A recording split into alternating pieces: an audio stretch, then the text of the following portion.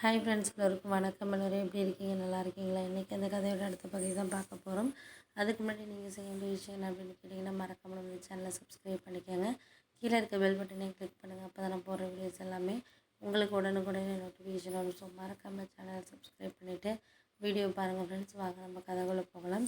ஒரு 10 நாளைக்கு அப்புறம் நான் ஊர்லேருந்து வந்ததுக்கப்புறம் எல்லாமே வீட்டுக்கு தேவையான எல்லா பொருளுமே வாங்கிட்டு வந்து வீட்டில் மார்க்கெட்லேருந்து வாங்கிட்டு வந்து வச்சுக்கிட்டு இருந்தேன். அப்போ அம்மா கேட்டாங்க, என்னப்பா திடீர்னு இது பண்ணுற, இப்படியெல்லாம் அதிசயமாக இருக்குது, உன் ஒய்ஃப் ஊருக்கு வராளா அப்படின்னு கேட்டாங்க. எனக்கு தான் தெரியும், ஏன்னா என் ஒய்ஃப் ஊருக்கு வந்தால் மட்டும்தான் நான் எல்லா இதுவுமே சமையலுக்கு தேவையான எல்லாமே வாங்கி வைப்பேன். ஒவ்வொரு மாதம் இருந்தாலும், ஏன்னா வெளியூரில் வேலை பார்க்குறதுனால, நானும் வெளியூரில் இருக்கிறதுனால, அவங்க அம்மா வீட்டில் இருந்து வேலை பார்த்துட்டு இருக்கனால எப்போயாச்சும் ஒரு 6 மாதத்துக்கு ஒரு தடவை தான் இங்கே வருவா பண்ணுவா, எல்லாமே இது பண்ணுறது. அப்படி இருக்கிறதுனால ஒரு வழி இல்லாமல் என்ன தான் இது பண்ணுறது அப்படிங்கிற மாதிரி யோசிச்சுக்கிட்டு நான் இருந்தோன்னே தான் எனக்கு புரிஞ்சிச்சு. சரி, இதுக்கப்புறம் அம்மா பேச ஆரம்பித்தாங்க. ஏன் நீ இது மாதிரிலாம் இது பண்ணிக்கிட்டு இருக்க, தேவையில்லாமல் இவ்வளோ ஜாமான் இது போடுறேன் அப்படின்னு சொல்லிட்டு எங்கள் அம்மா பேச ஆரம்பிச்சிட்டாங்க. நான் அதுக்கு சொன்னேன், இது மாதிரி நீ எல்லாம் ஏன் இது பண்ணுற செய்கிற, ஒரு சில விஷயங்களை நம்மளுக்கு இப்போதைக்கு கொஞ்சம் கரெக்டாக இருக்கிற மாதிரி தெரியும், போக போக தான் தெரியும் அப்படின்னோடனே, அவ்வளோது செலவு பண்ணுறது குறைச்சிக்கலாம்ல, அங்கேயும் இப்படி ஒய்ஃபு செலவு பண்ணி தான் ஒரு சேமித்து வச்சுருக்கலாம், பண்ணியிருக்கலாம்.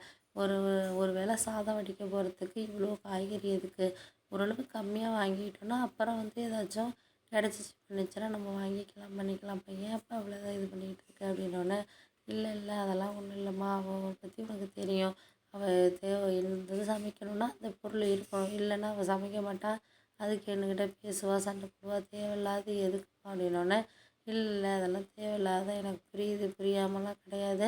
ஒரு சில விஷயங்களை நீங்கள் இன்னுமே வாழ்க்கையை பற்றி புரிஞ்சுக்க வேண்டியது நிறையா இருக்குப்பா. நான் உங்கள் அப்பாலாம் ஒரு ரூபா கூட இல்லாமல் அவர் டெய்லி சம்பாதிக்கிறத வச்சு தான் இந்த அளவுக்கு மிச்சம் பண்ணி தான் உன்னையும் படிக்க வச்சேன், உங்கள் அக்காவை படிக்க வச்சு இந்த அளவுக்கு 2 பேரும் வேலை பார்க்குறீங்க, பண்ணுறீங்க, வீடு சொந்தமாக கட்டியிருக்கோம், நிலம் கொஞ்சம் வாங்கணும், இவ்வளோதும் நாங்கள் பண்ணியிருக்கிறது. உங்கள் அப்பா ஒரு சாதாரண வேலை பார்க்குறதுலேருந்து தான் இவ்வளோ இது பண்ணியிருக்கோம். நீ 40,000 சம்பாதிக்கிற, உன் ஒய்ஃபு 40,000 சம்பாதிக்கிறா, இருந்தாலும் ஒரு மாதத்துக்கு ஒரு 80,000 நீங்கள் என்ன ஒரு இடம் வாங்கி போட்டிருக்கீங்களா, இல்லை என்ன தான் நீங்கள் பண்ணியிருக்கீங்க, ஏதாச்சும் இந்த ஒரு 7 வருஷத்தில் பண்ணியிருக்கீங்களா அப்படின்னோடனே, இல்லை நான் அதெல்லாம் ஒன்றும் இல்லை, ஒரு சில விஷயங்கள் நம்மளுக்கு சரியான ஒரு இதில் இல்லை, அதனால தான் இது பண்ணலை அப்படிங்கிற மாதிரி யோசித்தோன்னே, சரி விடுங்க, அதெல்லாம் நீங்கள் யோசிக்க வேண்டாம், இனிமேலாச்சும் கொஞ்சம் சமத்தா இருங்கப்பா, நீங்கள் தான் இனிமேல் ஒரு சமத்தா இருக்கணும், பண்ணணும், செய்யணும், வேறு யாரும் நம்மளுக்கு உதவி பண்ணுவாங்க செய்வாங்கலாம் எதிர்பார்க்க முடியாது, எதிர்பார்ப்புகள் என்றைக்குமே நம்மளுக்கு சரியான ஒரு இதில் இருக்காது அப்படின்னோடனே, சரி விடு, நீ அதை யோசிக்க வேண்டாம், நம்ம பார்ப்போம், பண்ணுவோம், ஒரு சில விஷயத்தில் கொஞ்சம் அவசரப்படாமல் பண்ணாமல் செய்யாமல் இருந்தாலே போதும் அப்படின்னோடனே, இல்லை நான் அவசரப்படுறதுக்கு இல்லைம்மா, எதாக இருந்தாலும் நம்மளுக்கு ஒரு சந்தோஷமாக ஒரு விஷயத்தை கொண்டுட்டு போகிறதுக்கான ஒரு இதுங்கிறது நம்மளுக்கு இருக்கா என்னங்கிறத நம்ம தெரிஞ்சுக்கணும், தெரியாமல் எதையுமே நம்ம பண்ணணுன்னா அது சரியாக வருமா சொல்லு அப்படின்னோடனே,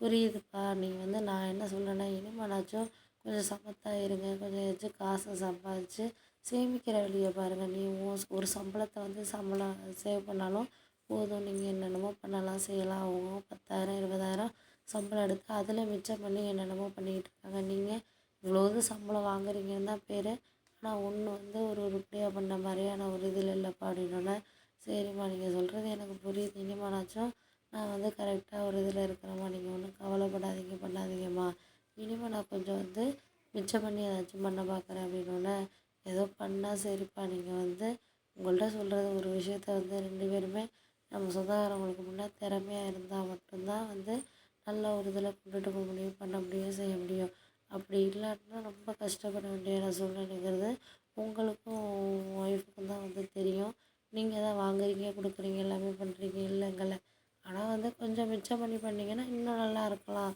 தேவையில்லாமல் எதுக்கு இதை செலவு பண்ணிக்கிட்டு இது பண்ணிக்கிட்டு 5 ரூபாய்க்கு வாங்குகிற இடத்துல நம்ம 4 ரூபாய்க்கு வாங்க முடியுமான்னு ட்ரை பண்ணி பார்க்கணும், முடியாத பட்சத்தில் தான் நம்ம அந்த 5 ரூபாய்க்கே வாங்கணும், அப்படி தான் நாங்கள்லாம் அப்போ இருந்த வாசி தான் இந்த அளவுக்கு இருக்கிறோம் அப்படின்னு சொல்லிட்டு சொன்னாங்க. சரி விடுமா, நான் இனிமேல் கொஞ்சம் கரெக்டாக இருக்கம்மா, நீ ஒன்றும் கவலைப்படாத, பண்ணாத, செய்யாத அப்படின்னு சொல்லிட்டு எங்கள் அம்மா சொன்னதை கேட்டு எனக்கு கொஞ்சம் கவலையாக வந்துச்சு. அவங்க சொல்கிறது கரெக்டு தான், அவங்க நல்லா இருக்கணும், பண்ணணும், செய்யணும் அப்படிங்கிறது தான் அவங்க சொல்கிறாங்களே தவிர தேவையில்லாத விஷயத்த பண்ணணும், செய்யணுங்கிறத அவங்க சொல்லலை.